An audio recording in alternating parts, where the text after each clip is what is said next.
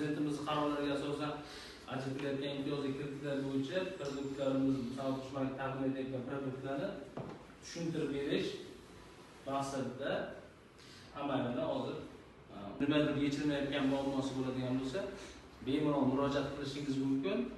Bu yerga asosiy to'plangan maqsad to'plashimizdan maqsad shu tadbirkorlikka fuqarolarni tadbirkorlikka jalb qilish hamda shu tadbirkorlik faoliyati bilan shug'ullanayotgan fuqarolarimizni nimadir muammosini, misol aynan bankka tegishli muammo emas, boshqa muammolarni hal etish maqsadida yig'ilganmiz. Rahmat. Aynan kredit masalasi emas. To'planishimizning asosiy maqsad mavjud barcha muammolarni bartaraf etish, tadbirkorga ko'maklashish.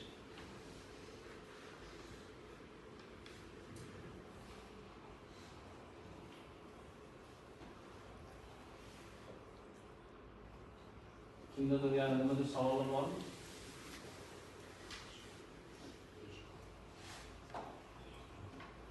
Savollar bo'lsa beraylik. Savollar bo'lsa bemalol. Assalomu alaykum. Assalomu alaykum. Biz yangi Namangan tumanida Kadr partiyasi gaz suv xorijiy korxonasini ishlab chiqarish boshlig'iman. Bizda oldingi olingan kreditlarimiz bor, shunga yana aylanma 300 ming dollar aylanma harakat kredit olishga ehtiyojimiz bor. Shunga takliflarimiz ko'rib demak, sizga hozirda ishlab chiqarish jarayonini kengaytirish maqsadida aylan mablag'iga mablag' yetishmaydi, shundaymi? Bu bo'yicha hozir kichik o'rta biznes qo'llab-quvvatlash bo'yicha o'rinbosar jamoatxonaga siz to'liq o'rganadingizda muammolaringiz iloji boricha hozir joyida bartaraf etish yo'llarini qidirsa yaxshi bo'ladi.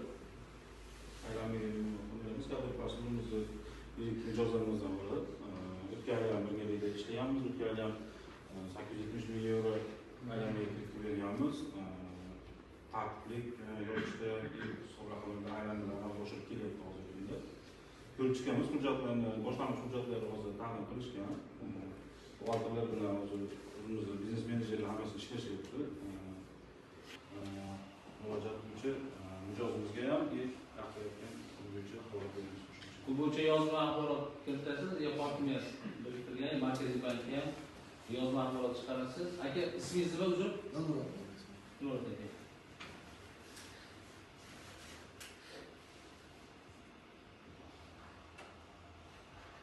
Aka, bu murojaatingiz bo'yicha o'rganib chiqib, xudo xolasa sizga yangi produktlarimiz bor. Misol uchun mana ishlab chiqarish ekan siz faoliyatingiz. Ishlab chiqarishda yangi produktlarimiz bor. Ya'ni yangi ish o'rinlarini yaratsangiz, sizga kredit foizlarimiz pastlash tartibi bor. Yangi joriy bo'lgan shu narsalar. Bu bo'yicha to'liq tushuncha beramiz. Demak, sizda hozirgi kunda nechta ish ishlayapti, faoliyat yuryapti? 100 ta oshgan. 100 dan oshiq. Demak, sizga kredit berish hisobiga biz yangi ish o'rinlari yaratadi degan umiddamiz. Xudo xolasa bank tomonidan sizni to'liq qo'llab-quvvatlaymiz. Yangi tushuncha ham beramiz. Yangi loyihamiz boshqa tushuncha bo'lsin. Bugungi kunda boshqa banklarda yo'q. Loyihamiz 500 ming dollargacha mijozi o'rgangan holatda garov mulkidan kelib chiqib 500 ming dollar ekvivalentigacha har 200 millionga bir donadan ishchi o'rin yaratish sharti bilan valyutada 17% ishchi o'rin yaratsa bir oydan keyin, 2 oydan keyin ishchi o'rin yaratgandan keyin 14% ga shu foizni pasaytirib berish bo'yicha alohida produktlarimiz bor. So'mda 31%, 5% ishchi o'rin yaratgandan keyin 5% o'tib berib 26% ga tushiramiz.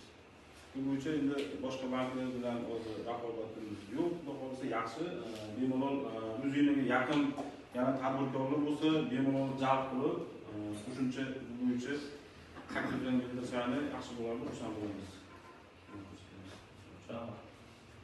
Kimdadir shunaqa mana hozir yangi produkt bo'yicha ishchi o'rin yaratadigan bo'lsa, albatta bu ishlab chiqarish bo'lgandan keyin o'zida albatta ishchi o'ringa o'zi ehtiyoji bo'ladi. Holat kengaygandan keyin ishchi o'ringa ehtiyoj bo'ladi. Ehtiyoj bo'lgandan keyin son bitta ishchiga baribir oylik haq hisoblaysiz. soliq to'laysiz boshqa. Demak, sizga bu tomondan, demak, davlatimiz tomonidan sizga ko'mak bo'ladi. Kreditimiz foizi pastlaydi, ham siz ishlab chiqarishingizga bizga to'laydigan foiz hisobiga sizni qaysidir tarmog'ingizni yurib ketishiga biz o'zimizni bank tomonidan o'zimiz hissamiz qo'shamiz. Marhamat, kimdadir yana savol bo'ladigan bo'lsa, bemalol.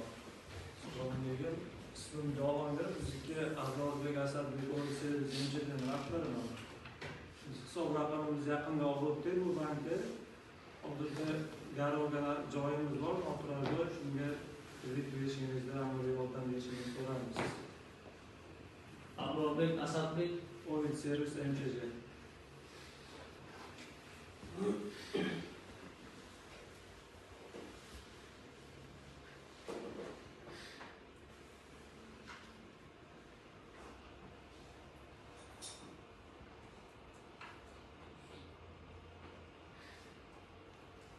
faoliyat savdo deysizmi? Biz faoliyatimiz savdo bilan shug'ullanamiz hozirda.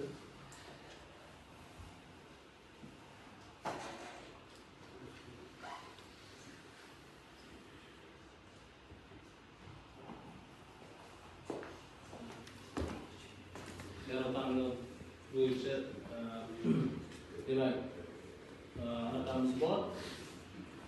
Kichik va o'rta biznes qo'llab-quvvatlash bo'yicha mutaxassisimiz bor. Mutaxassisimiz to'liq sizga tushuncha beradilar. Birgalikda yaratamiz ko'rib, shu muddat ichida kredit ajratish bo'yicha xulosa beradi. Abror Asadbek mikrokredit ijrosi bo'lgan bizga yangi o'tira Javohir aka $174 ming o'sha hozirgi aytib o'tdim. Tezkor kreditimiz bo'yicha maqsad kredit berish rejalashtirilgan. Shu yuksalishdagi noturar inshootlarni o'rganganmiz. Hozir baholashga hisobotni olsak, to'g'risi shu muddat ichida ajratib beramiz $174 ming. Masala yo'q, kredit ajratish qarorlari Javohir aka nima masalani bemalol aniq qilishingiz mumkin.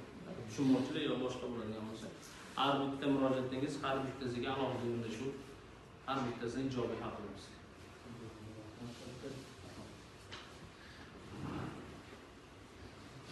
Yana kimdadir savollar bo'lsa beraylik. Qorovoy masala mana prezidentimizni oilaviy tadbirkorlik qo'llab-quvvatlash, kambag'allikdan aholi daromadini oshirish bo'yicha prezidentimiz qarorlar bor. PK 7 sonli biznesga birinchi qadam. Demak, shu bo'yicha qanaqadir misol uchun mana xonadonlaringizda nimadir tadbirkorlik bilan shug'ullanmoqchi bo'lsangiz, qo'shimcha bemalol savollaringiz bo'lsa, bemalol berishingiz mumkin. O'rganib chiqqan holatda sizlarga amaliy yordam beramiz. Dostlar, internetda kompyuter hujjatlarga kengaytirilganda o'zi hisob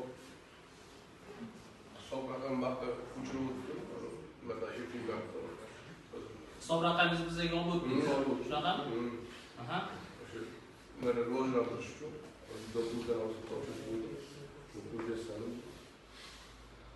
Siz bizdan imtiyozli prezidentimiz qarori 312 sonli qaror bo'yicha kredit olasiz. Shunaqa? Ben tushunib olasiz siz murojaatingiz bo'yicha. saqlab qo'yamiz.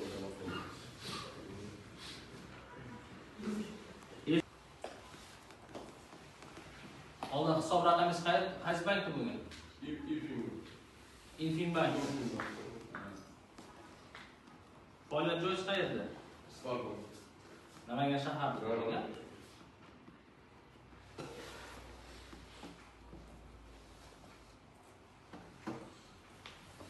Izoslarni hujjat olingan hozir Ismoil degan menejerimiz olayotgan hujjatlarni xudosi bugun ruxsatini olsak ertaga uzoq bilan chiqadi. Avlodlar ham boshqa sport qilgan. Ertaga uzoq bilan chiqadi. Aqlmi aka?